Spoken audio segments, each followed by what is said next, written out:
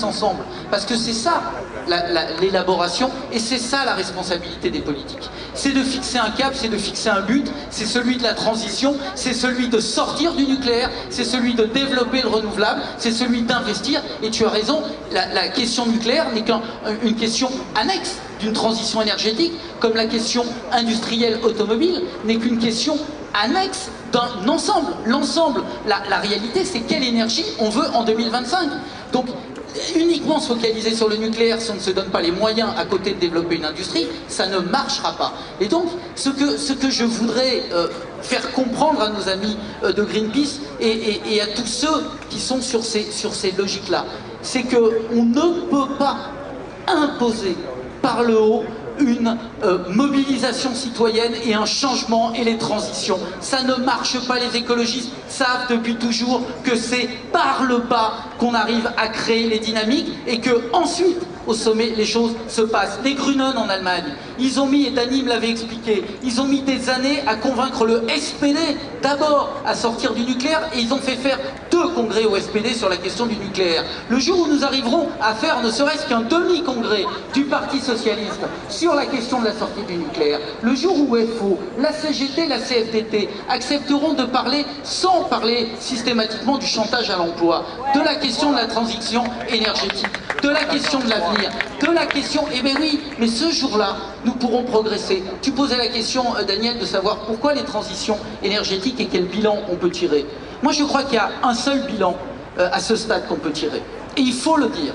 C'est la déception, effectivement, qui nous a tous gagnés entre le décalage, l'attente que nous avions de cette arrivée. Ça fait des années que le monde du nucléaire, en France, bloquait le débat, interdisait les évolutions, nous imposait une chape quasi militaire sur la question du nucléaire en France et sur la question de l'énergie, au-delà.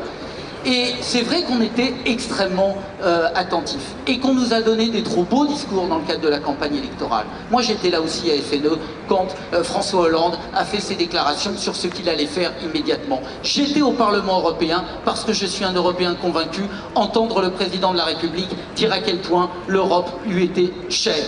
Sauf que 3 jours plus tard, 3 jours, le même président de la République a accepté une baisse du budget européen sans mettre le veto de la France. Et ça, les écologistes ici, ils ne peuvent pas le comprendre, ils ne peuvent pas l'entendre. Et moi, je le dirai haut et fort, ce que je critique dans la politique du gouvernement, celui-là, pas plus qu'un autre, mais celui-là, j'en attendais autre chose. C'est qu'on mette en adéquation les mots et les actes. Parce que sinon, on va totalement, mais totalement priver la classe politique de sa capacité d'agir. Donc, moi, je donne acte, en revanche, à ce gouvernement d'avoir mis en place le débat et le grand débat sur la transition énergétique. Il n'avait jamais eu lieu. Il n'avait jamais eu lieu dans ce pays. Ça a été fait. Le MEDEF, c'est vrai qu'il a essayé de bloquer, mais il n'a pas gagné. Il n'a pas gagné à ce stade, le MEDEF. Il a été obligé même de faire marche arrière, et tu le sais, sur sa prise de position à la fin du grand débat. Mais il va y avoir une loi. Et cette loi d'orientation, elle sera ce que nous sommes en capacité de faire. Et sur les mobilisations, tu disais, Daniel, personne ne s'intéresse au débat public sur l'énergie. Eh bien, c'est pas vrai. Moi, j'ai été ici, il y a quelques mois,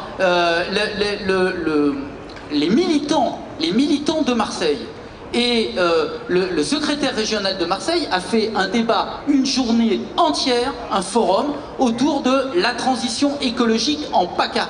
C'est quoi la transition écologique en PACA? Ça veut dire quelles sont les énergies qui existent là. Eh bien, la salle, elle a été pleine, il y avait plus de 350 personnes, du matin jusqu'au soir, et il y avait là les syndicats qui sont venus et avec lesquels nous avons débattu. Donc ça intéresse les citoyennes et les citoyens, ça peut marcher.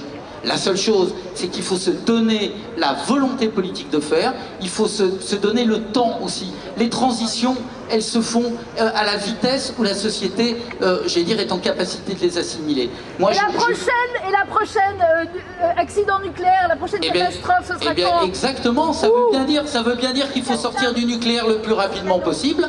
On est tout à fait convaincu de cela, mais comme on ne peut pas l'imposer de manière adémocratique, qu'encore une fois, des manifestations anti-nucléaires, on peut continuer et on y participera et on le dira, mais sauf qu'à ce stade, en dehors d'une une loi qui décidera de la sortie du nucléaire. Je ne sais pas comment faire. Et pour faire la loi, il faut que j'arrive à convaincre les partenaires de la majorité qui sont à nos côtés. Je dois arriver à les convaincre de faire en sorte que la France sorte effectivement du nucléaire à l'horizon le plus proche possible. Et effectivement, c'est notre responsabilité politique. Et c'est ça que nous devons faire, ce qui veut dire que nous devons continuer à parler, continuer à être ce que nous sommes, à savoir des écologistes engagés dans une majorité que nous voulons de changement. À ce stade, les changements ne sont pas arrivés. Nous nous sommes donné les moyens d'un débat. Nous attendons les lois et je vous garantis que si la transition énergétique, les financements de cette transition énergétique